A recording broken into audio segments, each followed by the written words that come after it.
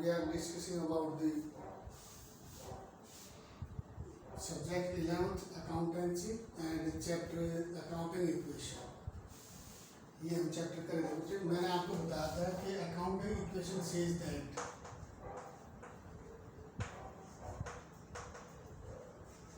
accounting equation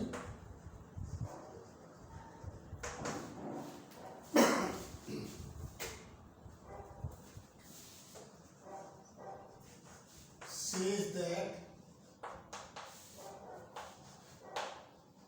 assets are always equal to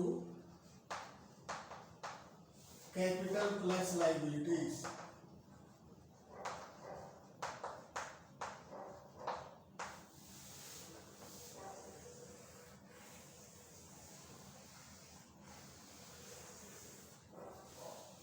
जो assets हैं हमेशा कैपिटल प्लस लायबिलिटीज होती हैं। अब हम एग्जांपल लेते हैं। Suppose first example, started business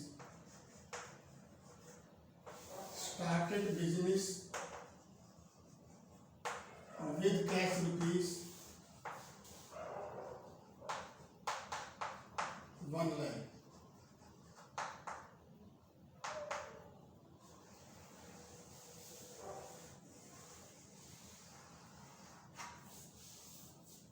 देखो बेटा, बिजनेस स्टार्ट किया है और कैश लगा है 1 लाख रुपए। देखो मैं आपको पहले बता चुका हूं कि जो बिजनेस है और जो owners they are totally different to each other.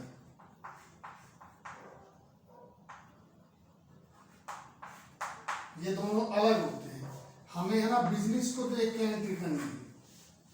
जो भी ट्रांजैक्शन हम करेंगे we are to always keep in mind the business not the owners. Business is totally different from the owners. Business एक सेपरेट लीगल एंटिटी है। हम business के point of view से देखेंगे तो क्वेश्चन यहाँ पे अराइज होता है कि जैसे एक मालिक है और उसने बिजनेस स्टार्ट किया है और कैपिटल लगाए हैं 1 लाख रुपीस, तो बिजनेस के पास क्या होगा? देखिए यहाँ है हमारी एसेट्स और यहाँ हमारी कैपिटल प्लस लायबिलिटीज। यही हमारी अकाउंटिंग इक्वेशन है।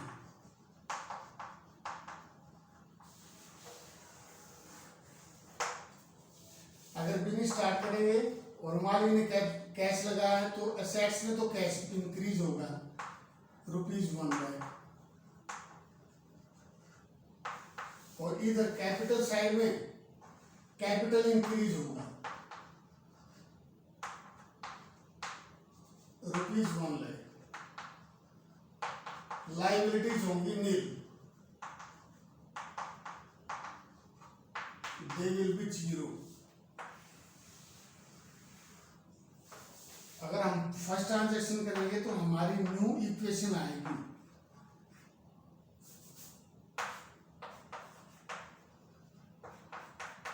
इस ट्रांजैक्शन के बाद हमारी न्यू इक्वेशन होगी कि कैश तो होगा 1 लाख रुपीस और हमारी कैपिटल भी होगी ₹1 लाख और हमारी लायबिलिटी होंगी।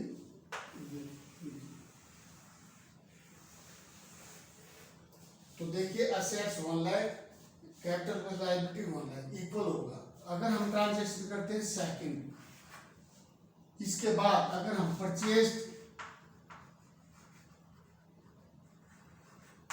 मशीनरी फॉर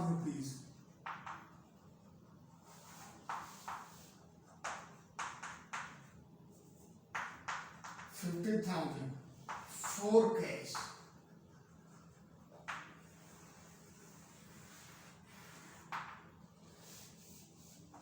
इसके बाद मालिक ने ना 15,000 की मशीनरी खरीद ली। सपोज एक अकाउंटेंट है जिसको मालिक ने 1 लाख रुपए दे दिया, तो उसके पास है कैश 1 लाख रुपया और वो शो करेगा मालिक की कैपिटल है 1 लाख रुपीस। उसके बाद ट्रांजेक्शन क्या हुई कि उसने ना मशीनरी खरीद ली 15,000 की। अब मालिक उससे आगे पूछता है कि व्हाट इज योर पोजीशन, क्या आपकी पोजीशन क्या है? तो क्या कहेगा बेटा वो? देखिए अकाउंटेंट के पास कैश था 1 लाख रुपीस, उसके पास कैपिटल थी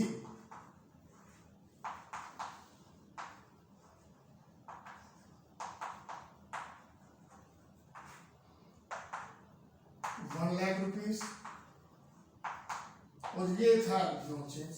अब उसने मशीनरी खरीदी कितने की 15,000, वो भी किस में खरीदी कैश में, तो अकाउंटेंट क्या करेगा 15,000 कैश देगा, मशीनरी ले आएगा, तो वो यहाँ पे 15,000 कैश तो माइनस हो जाएंगे क्योंकि वो पे करेगा, उसके बदले में खरीद कर क्या लाया है मशीनरी, तो that will increase the value of asset, तो यहाँ मशीनरी इंक्रीज हो जाएगी, यहाँ नहीं थी अब यहाँ इंक्रीज हो जाएगी 15,000 and there will be no change in capital and no change in liabilities. ये न्यू इक्वेशन होगी हमारी।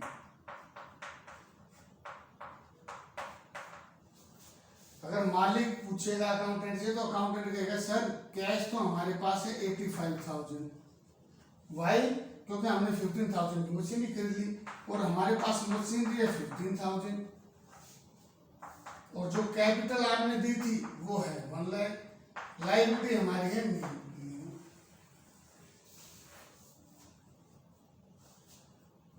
फिर होती है थर्ड ट्रांजैक्शन, परचेज फर्नीचर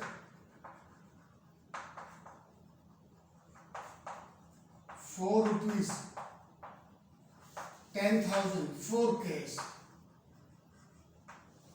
इसके बाद अकाउंटेंट ने 10,000 का फर्नीचर खरीद लिया बेटा और वो भी कैश। अब देखिए अकाउंटेंट के पास क्या है, अकाउंटेंट के पास कैश कितना है, कैश था उसके पास 85,000 जो मालिक ने दिया था, उसमें उसने मशीनरी खरीदी कितने की थी,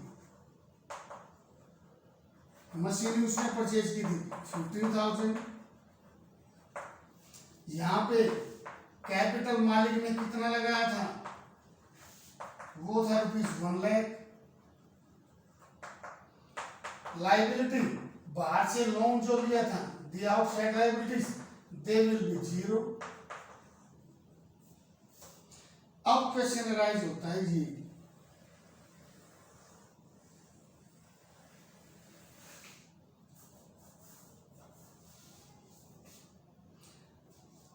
अब मालिक ने अकाउंटेंट को कहा कि भाई आप है ना फर्नीचर खरीदो 10,000 का कैश, तो अब क्या ट्रांजेक्शन होगी, अब जो अकाउंटेंट है वो क्या करेगा, that will pay ₹10,000 for cash, उसने 10,000 कैश दिया तो बेटा it will reduce the value of cash, वो कैश को घटा देगा माइनस,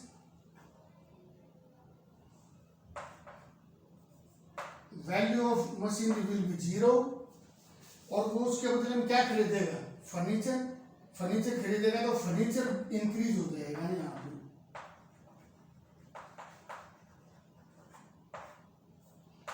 पहले फर्नीचर नहीं था, अब फर्नीचर इंक्रीज होगा तो 10,000। There will be no change in capital and no change in, तो after this transaction new equation will B,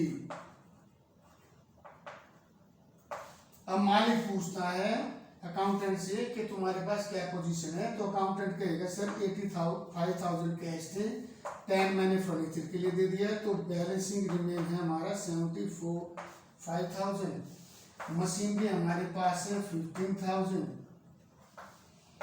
furniture हमारे पास है 10,000, जो आपने कैपिटल दी थी वो थी हमारी 1 लाख और लायबिलिटी थी 9। तो देखिए बेटा अगर अकाउंटेंट से पूछते हैं, अगर मालिक बात करते हैं तो मालिक उसे हिसाब देता है कि मैं जो पैसे दिए थे उसका क्या हुआ, तो मालिक कहेगा बेटा कि सर आपने 1 लाख रुपए दिया था कैपिटल, लोन में बाहर से पैसा नहीं आया था 0,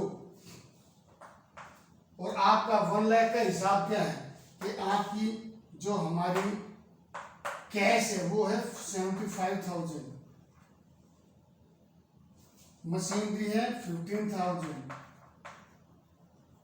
और हमारी फर्नीचर है 10,000। इसका मतलब क्या है बेटा कि जब वो मालिक को हिसाब देगा तो वो कहेगा कि 75 प्लस 15 90 प्लस 10, ये 1 लाख रुपीज आपने दिए थे जो मैंने आपको इन्वेस्ट कर दिए और आपकी कैपिटल है, तो it is consider that always all the assets they are always will be equal to capital plus liability। तो जैसे हम बिजनेस में पैसा लगाते हैं तो उसके बाद जो जो ट्रांजैक्शन होते जाएंगे ना बेटा, तो उसके बाद ऑटोमेटिकली वो चेंज होता चला जाएगा। तो ये हमारा कंसेप्ट है जो आपको ध्यान रखना। मालिक ने 1 लाख रुपया दे दो, कैपिटल है। मशीनरी खरीदी तो बेटा कैश माइनस होगा, मशीनरी बढ़ गई, जो असेट है कैपिटल सेम है। फर्नीचर खरीदा तो पहले मशीनरी थी, फर्नीचर को खरीद लिया तो भी same. Thank you, have a nice day. अब नेक्स्ट करेंगे।